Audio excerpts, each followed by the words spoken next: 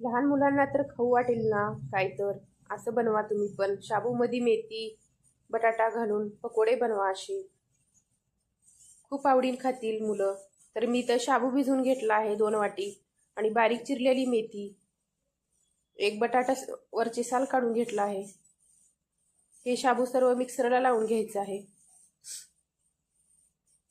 मोठं मोठं बारीक करून घ्यायचं आहे मिक्सरला आणि बटाटा किसून टाकायचा आहे आत.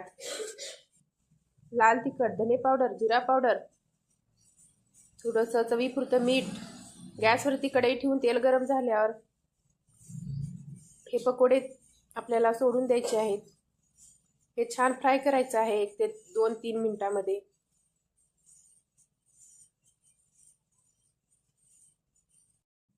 याला आलटून पलटून घ्यायचं आहे. सर्व बाजूनं फ्राय होतील. इथं तयार आहेत शाबूचे पकोडे. मेथी खाण्यासाठी रेडी आहेत. गरम गरम खाऊन घ्या.